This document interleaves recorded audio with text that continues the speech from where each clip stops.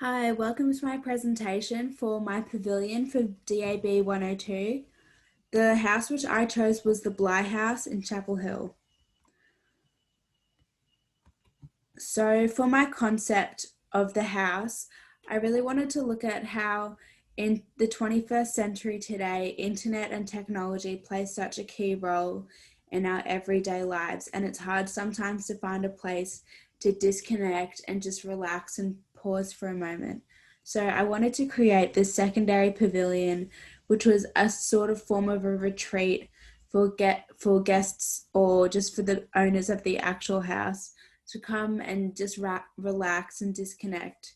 So I really wanted to rely on the influence of nature. It's a very bushy suburb and lots of trees around. So I really wanted to draw on that.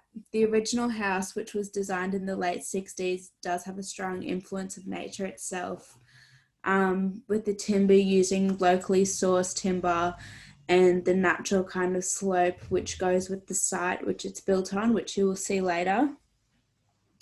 So 21st century design is all about the flexible occupation of the space, where it can either be used for a home office or a self-contained house if you're living with other relatives and stuff, or could be used as a guest house or just as a retreat to get away from life and just relax for a minute.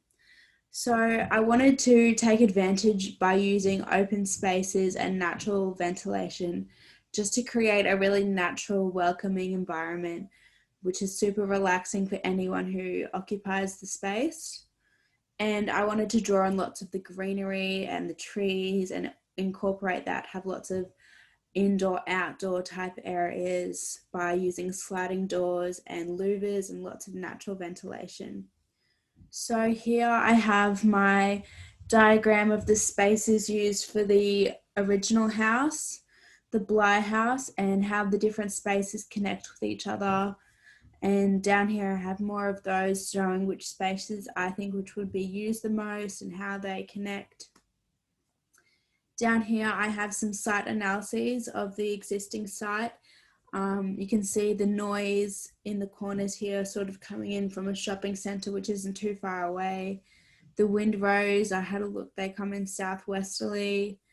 The sun path, which way the sun hits, coming in at the morning and the afternoon, as well as some trees along the back. There's a little creek along the back there and lots of trees. So I definitely wanted to incorporate that into my pavilion.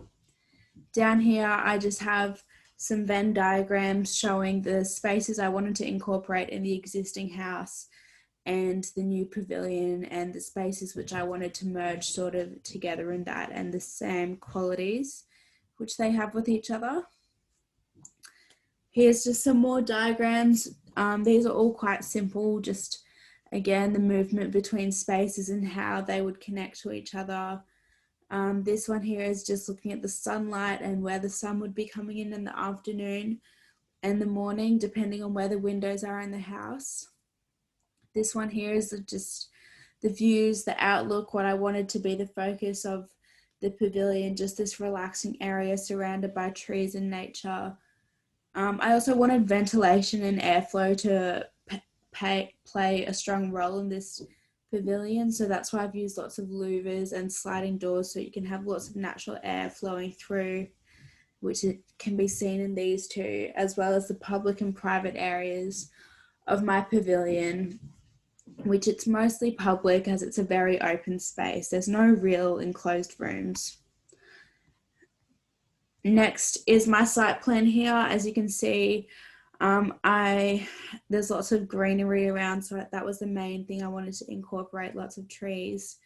As the site is on quite a slope, I wanted to position my pavilion in that back corner just so you could sort of take advantage of that and that little creek area which runs down the back. So there's a little viewing area over that. I also wanted the roof to slope in a direction just like the existing house did, sort of connect between that slope of the original house. Here you can see the neighbouring properties are sort of blocked off in privacy with the trees here, so that shouldn't be too much of an issue with all the open glass and sliding doors. Here you can see my floor plan. As I said before, it's very open plan. Here we've got a sort of dining and eating area, a living room here with a window seat and built-in bookshelving, which you can see in my detailed section later on. The sliding doors here, which sort of condescend backwards into the walls here, which creates this great open space here with the deck where it just kind of seamlessly goes from inside to outside. And I have a mezzanine level up here, which you can see in this floor plan, which here I have used as a bedroom, but you could use it as an office or a kids play area, whatever you wanted really, just an extra space in the little pavilion at the side there. Here's one of my sections. As you can see, it's on a bit of a slope heading down the hill. So that's why I've got an entry level sort of where it flattens out a bit. You could enter through the carport at the bottom there, or around the side, or down the back down here. I wanted to keep the same sloping roof in the pavilion as the existing house, just to have a connection between that as well as the locally sourced timber, so that they're not too radically different from each other there. Here I just have another section. Here you can see the little built-in window seat, reading area, which has the nice trees around it. And the back elevation here, showing the little mezzanine staircase, the sliding doors here. There's a bit of the existing house and some stairs going up the back there. There's the back elevation. And this is my section. Here you can sort of see the areas a bit more, the seating, kitchen, dining area, the bedroom, and the deck area overlooking all the trees and greenery. This is my detailed section of the little built-in reading corner / living room, where I've got a built-in window seat and these louver windows to allow lots of airflow.